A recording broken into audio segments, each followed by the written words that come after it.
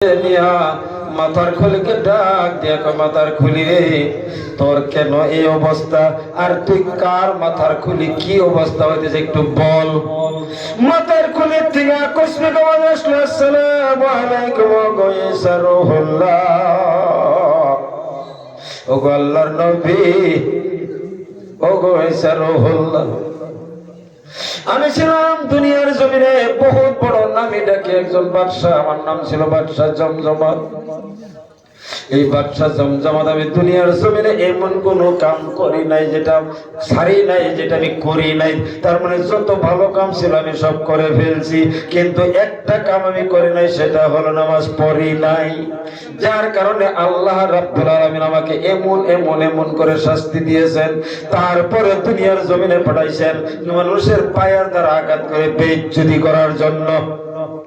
ও গয়সা রুহুল্লাহ, আপনি আল্লাহর কাছে একটু দোয়া করে দেন, আল্লাহ পাক রব্বুল আলামিন যদি আমাকে পুনর্বার জিন্দা করে দেয়, আমি আল্লাহর কাছে ওয়াদা করে নিলাম, আল কারীম ইজা ওয়াদা ওয়াফা। যারা সত্যবাদী মানুষ তারা ওয়াদা করলে ওয়াদা পুরা করে। এইবার বাদশাহ জমজমাত কয়, আমি আপনার সাথে ওয়াদা করে নিলাম, আমি আল্লাহর সাথে ওয়াদা করিলাম, আমি আর জীবনে নামাজ ছাড়বো না, আর কোনো খারাপ কাজ করব না। ঈসা রুহুল্লাহ আল্লাহকে ডাক দিয়ে বলছেন, আল্লাহ ও দয়ার আল্লাহ গো,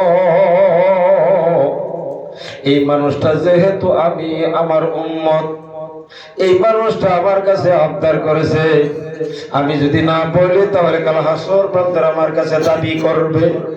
আল্লাহ তোমার যদি দয়া হয়, এই মানুষটারে যদি একবার তুমি জিন্দা করতে পারো, যদি জিন্দা করে দিতা, তুমি যদি হুকুম দিতা জিন্দা হয়ে যাইতো।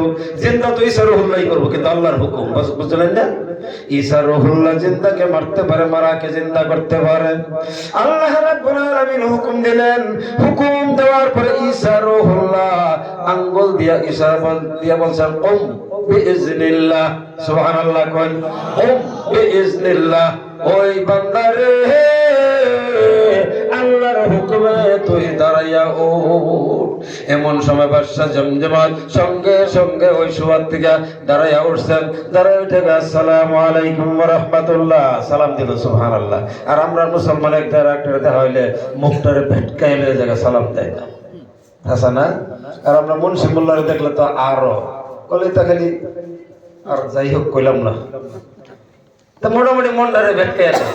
আমার ভাইয়েরা বন্ধুরা, মনটা ভেটকাই দিও না।